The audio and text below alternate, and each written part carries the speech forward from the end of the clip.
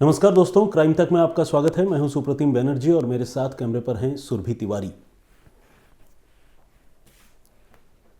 ये वाकया मध्य प्रदेश और राजस्थान, दो राज्यों का है, बल्कि ये भी कह सकते हैं कि दो राज्यों के सीमाई इलाके का है। और क्या है वाकया, कैसे पुलिस ने इस मामले को सॉल्व किया, क्या हुआ था, आइए ये सब आपको सिलसिलेवार तरीके से बताते हैं। 2021 यानी इसी साल 14 जनवरी को मध्य प्रदेश में एक जगह है आगर मालवा।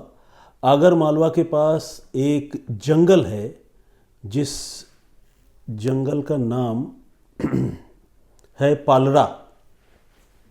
उस पालड़ा जंगल में एक महिला की लाश मिलती है और जिसकी हत्या हुई थी, जिस महिला की लाश मिली जंगल में, उसकी उम्र यही कोई 25 से 30 साल के आसपास की बताई जाती है, मतलब थी। पुलिस को जब ये खबर मिली, पुलिस मौके पर पहुंची पालड़ा के जंगलों में, और वहां पर जाकर पुलिस ने देखा कि वाकई एक महिला की लाश पड़ी है और लाश पर कोई कपड़े नहीं थे, मतलब बिल्कुल नेकेड डेड बॉडी थी। और जब कपड़े नहीं थे, कोई बिलोंगिंग्स नहीं थी, तो कोई आई कार्ड, कोई मोबाइल फ़ोन, कोई पर्स जैसी चीज़ भी होने का सवाल नहीं था। तो बिल्कुल ब्लाइंड मर्डर का मामला था। और पुलिस ने यह भी देखा कि जिस महिला की हत्या हुई है उसका चेहरा कुचला हुआ है, यानी उसको चेहरे पर वार किया गया है, कुचला गया है। तो ये भी एक इंडिकेशन था कि जो कातिल थे वो ये नहीं चाहते थे कि मरने वाली लड़की की पहचान हो। इसी वजह से उन्होंने शायद उस लड़की के जो भी साजो सामान, मतलब जो भी किसी आदमी का पर्सनल बिलोंगिंग होता है, वो सारी चीज़ें उन लोगों ने हटा दी थी, गायब कर दी थी, और ऊपर से चेहरे को भी कुचल दिया था ताकि पुलिस उसको पहचान न पाए या कोई भी उसको आइडेंटिफाई न कर पाए। और इस कोशिश में वो कातिल काफ़ी हद तक कामयाब भी रहे। पुलिस जब मौके पर पहुंची और पुलिस ने जब लाश का मुआयना किया तो उसे झटका लगा। झटका इसलिए लगा कि ब्लाइंड मर्डर का मामला तो था ही, लेकिन मौका वारदात से जो क्लू पुलिस को मिला करती है, वो क्लू इस मामले में मिलना पुलिस के लिए बहुत मुश्किल हो रहा था। लेकिन पुलिस ने फॉरेंसिक के एक्सपर्ट्स को बुलाया, जो सीन ऑफ क्राइम में आकर विज़िट करते हैं और देखते हैं कि कौन सा सुराग वो लिफ्ट कर सकते हैं, उठा सकते हैं। तो वहाँ जो फॉरेंसिक के एक्सपर्ट्स आए, उन्होंने उस मौके को देखकर ये ऑब्ज़र्व किया, इस नतीजे पर पहुँचे कि इस महिला की हत्या इस पर्टिकुलर जगह पर नहीं हुई है जहाँ पर वो लाश पड़ी हुई थी। कहने का मतलब ये कि जहाँ लाश पड़ी थी वहाँ कोई ब्लड ट्रेल या किसी को खींच कर ले जाने या किसी के साथ हाथापाई के कोई निशान, कोई सबूत वहाँ की मिट्टी पर, पत्तियों पर और आसपास के इलाके में इस तरह का कोई भी निशान जो है वो पुलिस को नहीं मिला, फॉरेंसिक एक्सपर्ट्स को नहीं मिला। इसका मतलब ये हुआ कि इस महिला की हत्या कहीं और की गई और उसकी लाश यहाँ पर लाकर फेंक दी गई, निपटा दी गई। अब कातिलों ने लाश फेंकी और फिर वो फरार हो गए, और चूंकि जंगली इलाका था तो यहाँ कोई सीसीटीवी फुटेज जैसी भी बात नहीं थी, तो पुलिस के लिए बहुत मुश्किल हो गया इस मामले के इन्वेस्टिगेशन को आगे बढ़ाना। बिल्कुल ही कंप्लीट ब्लाइंड मर्डर केस था। अब पुलिस आगर मालवा की जो है, उसने आसपास के इलाकों में पता करना शुरू किया कि क्या कोई इस एज ग्रुप की लड़की, 30 साल के आसपास की कोई लड़की कहीं से गायब हुई है, कहीं लापता हुई है। पुलिस ने ये तफ्तीश शुरू की और इस कोशिश में भी पुलिस ने पूरी ताकत लगाई, लेकिन उसे कोई फ़ायदा नहीं हुआ।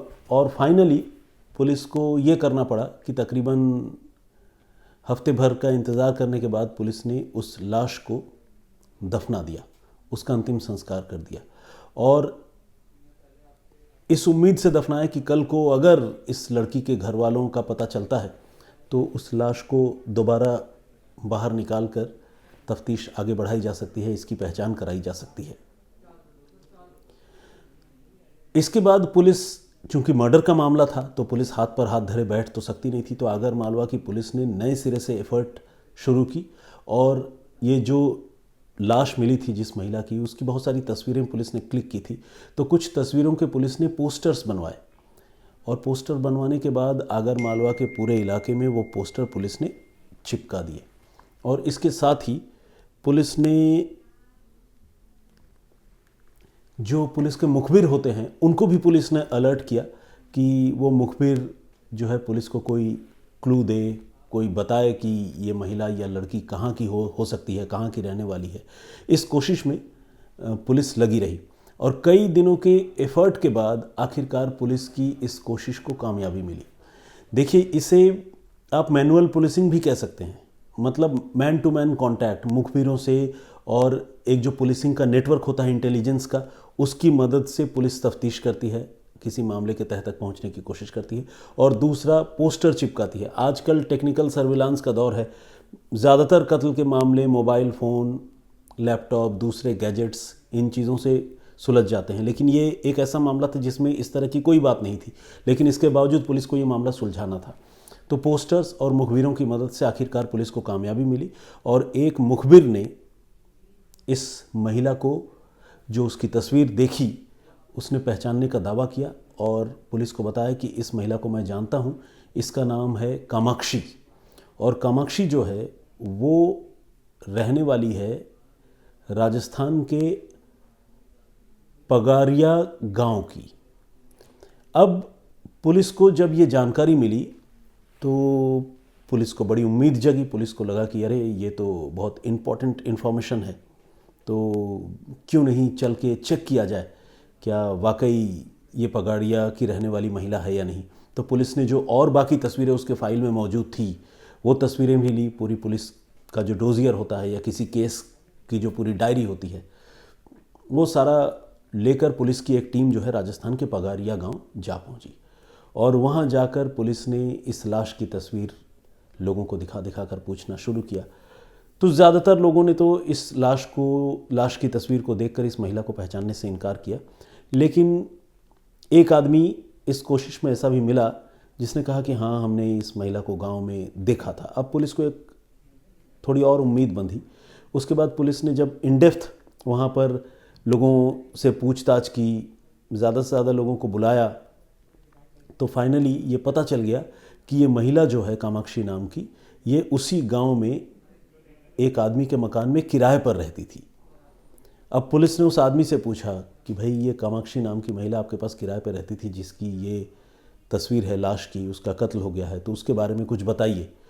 तो उस आदमी ने बताया कि ये जो कामाक्षी है ये अपने पति जिसका नाम अर्जुन है और जो एक पुलिस वाला है, उस पुलिस वाले के साथ, माफ़ कीजिएगा, पुलिस वाला नहीं, फ़ौजी है, तो उस फ़ौजी के साथ यहाँ आई थी और यहीं रहती थी।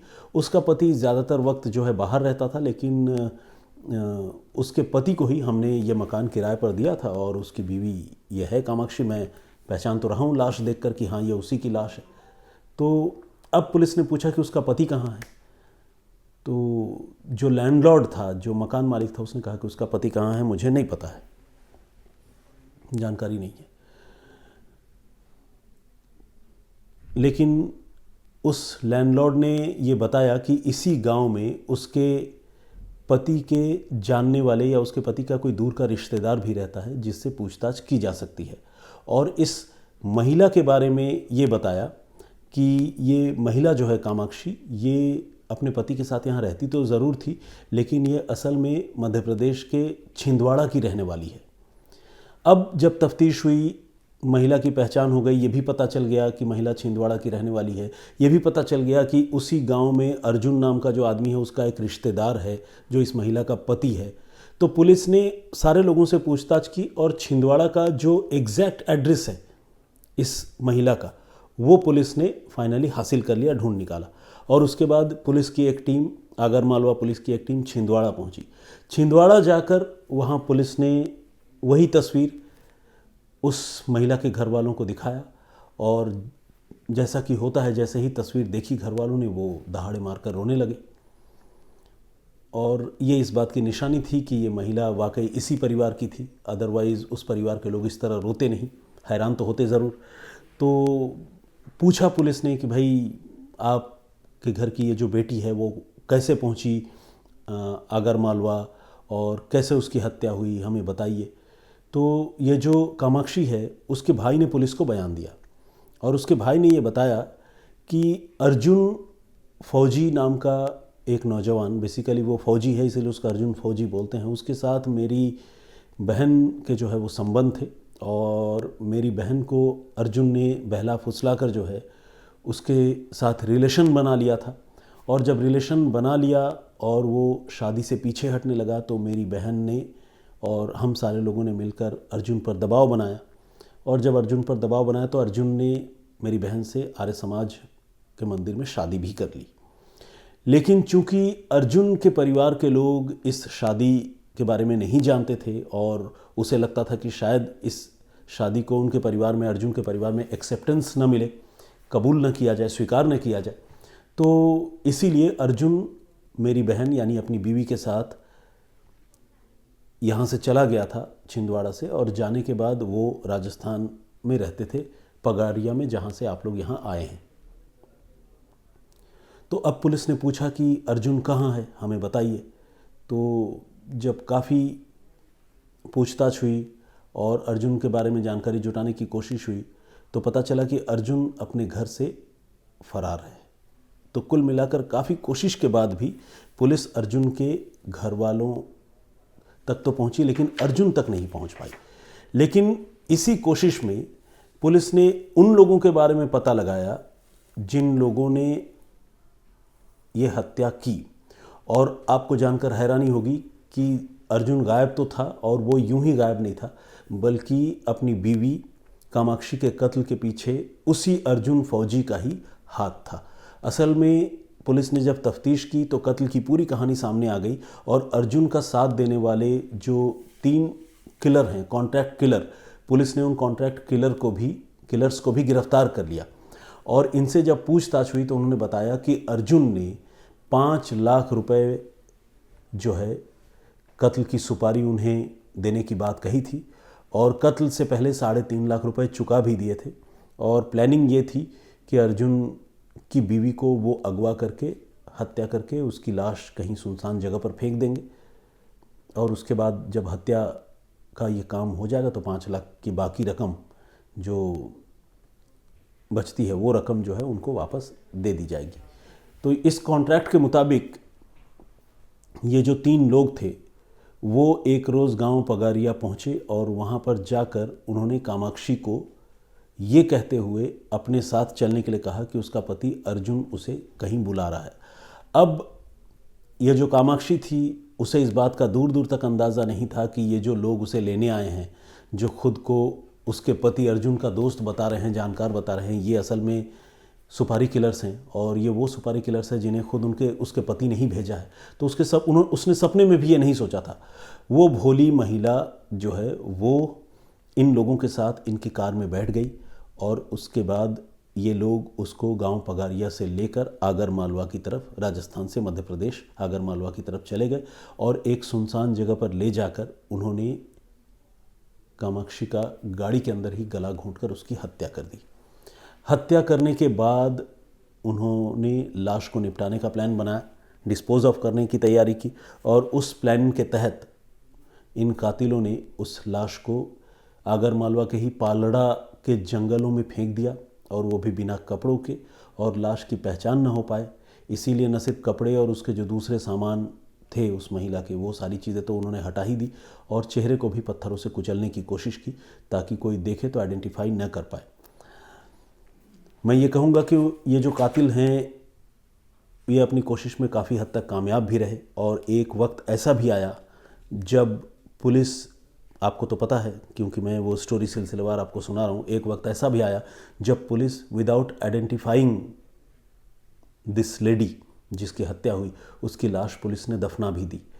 लेकिन फाइनली जो इंटेलिजेंस गैदरिंग है, जो इंफॉर्मेशन शेयरिंग है, उसकी बदौलत पुलिस को इस महिला के बारे में पता चला, उसके घर वालों के बारे में पता चला। और एक बात मैं आपको बताना भूल गया कि घर वालों ने सिर्फ तस्वीर देखकर ही इस बात की तस्दीक नहीं की, आइडेंटिफाई नहीं किया, बल्कि घर वाले आगर मालवा पुलिस के साथ आगर मालवा पहुँचे छिंदवाड़ा से और जो तकरीबन 10-12 दिन पहले उनकी बहन की लाश दफनाई गई थी उस लाश को पुलिस ने खोदा और खुदवा कर बाहर निकलवाया। और जब बाहर निकलवाया तो घर वालों ने दोबारा उस डेड बॉडी को आइडेंटिफाई किया और दूसरी तरफ जो इन्वेस्टिगेशन चली उस इन्वेस्टिगेशन के तहत तीनों के तीनों सुपारी किलर गिरफ्तार हो गए। लेकिन इत्तेफाक से जो मेन कॉन्स्पिरेटर है कामाक्षी का पति अर्जुन फौजी, वो अभी फरार है, पुलिस की गिरफ्त में नहीं आया है। लेकिन आज नहीं तो कल वो गिरफ्तार हो ही जाएगा। कब तक भागेगा? कहते हैं ना, फिल्मी डायलॉग बेशक है, लेकिन इस डायलॉग में सच्चाई है कि कानून के हाथ लंबे होते हैं। अगर ऐसा नहीं होता तो इस तरह का ब्लाइंड मर्डर जिसमें मरने वाली दूर दराज के किसी इलाके की हो, जिसका उस आगरमालवा शहर में कोई लेना देना ना हो, यहाँ तक कि उसकी गुमशुदगी की रिपोर्ट भी कहीं दर्ज ना हो, क्योंकि जहाँ से उसको लेकर जाया गया वहाँ तो घर में ताला लगा था। पति के दोस्त लेकर गए थे, या आप कह लीजिए कि सुपारी किलर्स लेकर गए थे। तो जो गांव पगाड़िया है वहाँ पर किसी ने गुमशुदगी की रिपोर्ट नहीं लिखवाई। छिंदवाड़ा में जहाँ की वो रहने वाली थी, वहाँ घर वालों को तो पता ही नहीं था कि हमारी बेटी कहीं गायब भी हुई है, उसकी हत्या हो गई है। तो कुल मिलाकर एक ऐसा केस जिसके सुलझने के शायद कोई आसार या गुंजाइश नहीं थी, उस केस को आगरमालवा की पुलिस ने अपने एफर्ट और आप कह लीजिए कि हिंदुइज्म में कहते हैं ना कि कर्म जो है इंसान का, वो उसको यहीं भोगना पड़ता है, उसका हिसाब किताब चुकाना पड़ता है। तो ये उसी कर्म का ही हिसाब किताब है कि जो गुनहगार हैं वो फाइनली पकड़े गए, और पकड़े जाने के बाद अब जाहिर है उन्हें ताउम्र कैद की सज़ा होगी या फिर वो फांसी पर लटकाए जाएंगे। लेकिन जिस तरह का केस है, मुझे लगता है कि उसे इन गुनहगारों को आजीवन कारावास की ही सज़ा होगी। और ये जो मेन कॉन्स्पिरेटर है जिसने 5 लाख की सुपारी दी, वो जो है आज नहीं तो कल गिरफ्तार होगा। अब सवाल ये है कि जब उसने अपनी मर्जी से शादी की तो उसने इसका कत्ल क्यों कर दिया? इसका जवाब यह है कि ये जो अर्जुन फौजी है, ये आशिक मिजाज किस्म का आदमी था, और इसने इस लड़की को अपने प्रेम जाल में फांसा था। प्रेम जाल में फांसने के बाद उसके साथ उसने रिलेशन भी बनाए, और जब रिलेशन बनाया और लड़की एक कमिटमेंट में आ गई तो लड़की इस बात की ज़िद पर अड़ गई कि वो उससे शादी करेगी। लेकिन अर्जुन जो है वो शादी करने के लिए कतई तैयार नहीं था। वो आप कह सकते हैं कि मौज मस्ती के लिए तो वो लड़की के करीब आया ज़रूर, लेकिन वो अपने घर वालों के मुताबिक शादी करना चाहता था, और उसमें इतनी हिम्मत भी नहीं थी कि वो इस रिलेशनशिप और शादी के बारे में अपने घर वालों को बताए। और एक इतना कायर आदमी, पता नहीं फ़ौज में कैसे गया वो, इतना कायर आदमी जो इस तरह के रिलेशनशिप को कबूल नहीं कर सकता है, उसने जो है अपने उस बीवी के कत्ल के लिए 5 लाख की सुपारी दे दी, जो बीवी उस पर भरोसा करके अपना घर बार छोड़कर छिंदवाड़ा से कई किलोमीटर दूर राजस्थान के गांव पगारिया में आकर उसके पास रह रही थी। तो एक दगाबाज प्रेमी या गद्दार का प्रेमी जो बाद में कातिल बन गया, ये इसके पीछे की कहानी या इसके पीछे की वजह थी। और हम ये उम्मीद कर सकते हैं कि आज नहीं तो कल वो अर्जुन फौजी ज़रूर पकड़ा जाएगा। तो ये कहानी यहीं तक। बहुत धन्यवाद इतना पेशेंटली मुझे सुनने के लिए। अब जैसा कि आप जानते हैं, मैं अपने पुराने कमेंट्स पढ़ता हूं अपने वीडियो में जो आप कमेंट करते हैं, तो आज कुछ कमेंट्स पढ़ूंगा। जिनका कमेंट नहीं पढ़ पाऊंगा प्लीज़ वो इसको अदरवाइज़ न लें, और ये माने कि एक साथ इतने कमेंट नहीं पढ़े जा सकते, तो इसीलिए वो स्किप हो गए या मिस हो गए। आप कमेंट करते रहें, हो सकता है कि अगली बार मैं आपका कमेंट ज़रूर पढ़ूँ, वो नज़रों से निगाहों से गुजरे तो। गौरी शंकर पुजारी जी ने कुछ स्माइलीज़ भेजे हैं, लेकिन स्माइली नहीं है, बेसिकली ये इमोजी है, और वो रोने वाली इमोजी इन्होंने हमारी पिछली वीडियो में भेजा है। वो पिछला वीडियो जो है एक सीरियल किलर के ऊपर था, और बस बाकी अंकित मोहित प्रजापति ये लिख रहे हैं कि हेलो, ठीक रखा करो वॉल्यूम, ठीक रखा करो। तो मोहित प्रजापति जी को, अंकित मोहित प्रजापति जी को मेरी आवाज़ ठीक से सुनाई नहीं दी। क्या टेक्निकल प्रॉब्लम है मुझे नहीं पता, क्योंकि यहाँ जब मैं रिकॉर्ड करता हूँ तो रिकॉर्ड करने से पहले मैं एक ट्रायल करके उसका कुछ हिस्सा सुनता भी हूँ, और जब हम ये वीडियो ऑन एयर अपलोड करते हैं तो भी हम उसका ऑडियो चेक करते हैं। तो इतने ऑडियो चेकिंग के बाद भी अगर किसी को सुनाई नहीं देती मेरी आवाज़, तो मुझे समझ में नहीं आता कि वॉल्यूम में क्या प्रॉब्लम है, क्या मेरे बोलने में कोई प्रॉब्लम है। I just don't understand. Ankush Maldhure, बहुत मस्त लगा सर जी आपका वीडियो, अंकुश जी ने लिखा है। ऑल्दो वो एक सीरियल किलर की कहानी थी, लेकिन अंकुश को मेरा प्रेजेंटेशन बढ़िया लगा, तो इसलिए उन्होंने मस्त जैसा विशेषण इस्तेमाल कर लिया। थैंक यू अंकुश जी, बहुत धन्यवाद आपका। अनीता शर्मा, एक बार और ज़मानत मिलना चाहिए। देखिए, जिस सीरियल किलर के बारे में मैं बात कर रहा था हैदराबाद का, उस सीरियल किलर को ज़मानत मिली थी क्योंकि वो हाई कोर्ट में अपील पर चला गया था। तो ज़मानत मिलने के बाद उसने ताबड़तोड़ साल दर साल कई महिलाओं की जान ली। तो अनीता शर्मा जो हमारी दर्शक हैं, उनको जाहिर सी बात है ये बात अच्छी नहीं लगी, किसी को भी अच्छी नहीं लगी, तो उन्होंने लिखा है एक बार और ज़मानत मिलना चाहिए। मतलब ये एक तरह से आप समझ लीजिए कि ये एंग्विश है, उनका गुस्सा है जो उन्होंने इस तरह से जाहिर किया है। एमवी के नाम से एक आईडी है और इन्होंने लिखा है ये स्टोरी तो शम्स सर सुना चुके हैं 2 दिन पहले। एमवी, मैं आपको ये बताना चाहता हूँ बहुत विनम्रता से कि मैंने ये स्टोरी पहले सुनाई थी, शम्स सर ने बाद में सुनाई।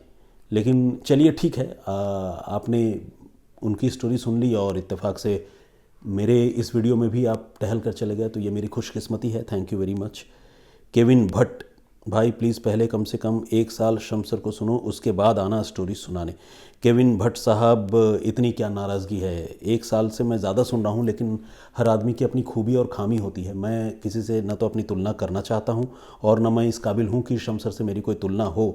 तो ठीक है, मैं उनको सुनूंगा ज़रूर लेकिन इस तरह का एम्बार्गो मत लगाओ भट्ट साहब कि 1 साल बाद सुनने के बाद ही आऊँ। हो सकता है आने के बाद भी मैं वो जिस तरह से सुनाते हैं उस तरह से न सुना पाऊँ। हाँ, मैं इस बात को स्वीकार करता हूँ कि इम्प्रूवमेंट की ज़रूरत है, बिल्कुल, और इसमें बुरा मानने वाली कोई बात नहीं है Bhatt sahab. Thank you very much for guiding me. Mahesh Mewada ये लिख रहे हैं कि ये कहानी शम्स सर ने सुनाई है, बिल्कुल। Asiya Shaddad, thank you mister Banerjee, it's a coincidence that my comments get your response. Being a Bengali, you make me proud. Please keep narrating. I really look forward to it. Thank you very much, आसिया जी। अकबर ख़ान, उन्होंने भी वही बात बताई है कि शम्स ताहिर साहब ने ये स्टोरी सुनाई है, और रवि पटेल जी भी उस स्टोरी को रिलेट कर पा रहे हैं। शिखर सिंह, वो भी यही कह रहे हैं। चिनगाड़ी स्टार, आपका अपना something, Mrinal, Sudeep Khaling, Praveen Upreti, Aliya fashion point, Huzaifa star official, Tania अपासू,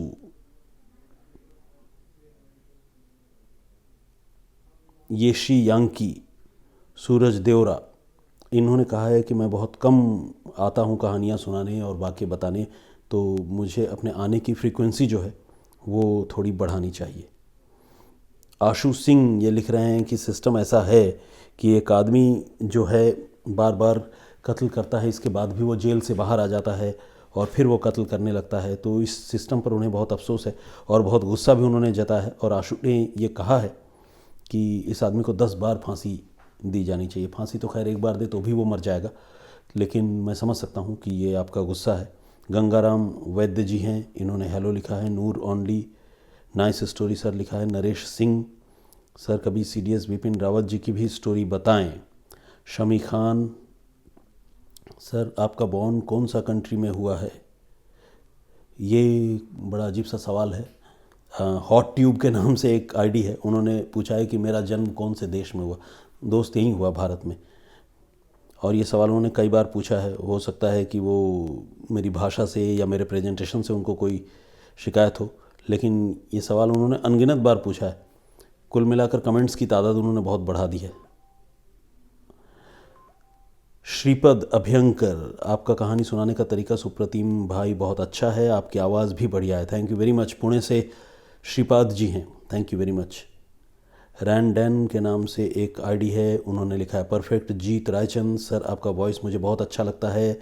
Golu Pathan, नमस्कार बनर्जी सर, पहले आपकी कहानी से बोर हो जाते थे, लेकिन अब आप काफ़ी अच्छी तरीके से सुनाते, अच्छा लगता है। मैं अपना कमेंट लिख चुका हूँ, लेकिन पता नहीं क्यों आप मेरा नाम नहीं लेते। गोलू पठान साहब, देखिए इस बार आपका नाम हमने ले लिया है। कार्तिक धर्मराजन, मरियम काशिफ, यूसुफ खान, मधुर Mishra, my life my way,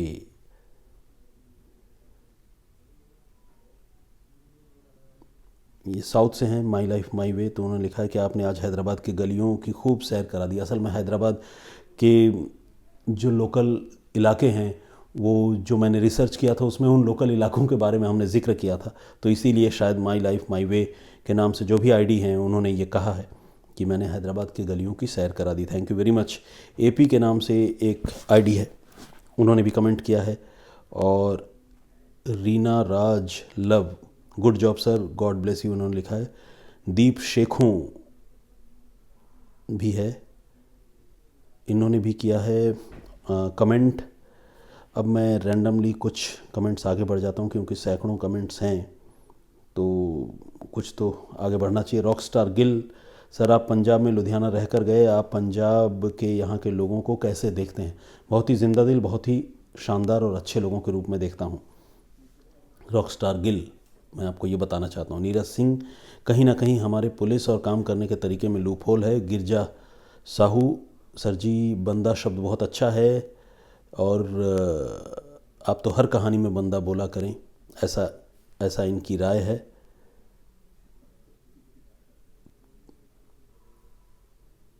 Rahul Raj, B के नायक, दीप दे, अख्तर अली, राकेश इंदौर, शोभित पासवान, विकास दुबे, आवाज़ बहुत धीमी है थोड़ा बढ़ाइए। इन्होंने लिखा है शैलेश पांचाल, रमेश रावत और पवन कुमार और नीरू राठौड़। बहरहाल थैंक यू वेरी मच। बहुत सारे लोगों ने पिछले वीडियो में भी कमेंट्स किए थे। आप सबसे गुजारिश है कि इस वीडियो को भी देखने के बाद लाइक ज़रूर कर दीजिएगा और कमेंट कीजिए, अपनी राय दीजिए, जो बेहतरी की गुंजाइश है उसके बारे में बताइए। अपना बहुत बहुत ख्याल रखिए, सुरक्षित रहिए। मुझे और सुरभि को इजाज़त दीजिए। Thank you very much. जय हिंद, जय भारत।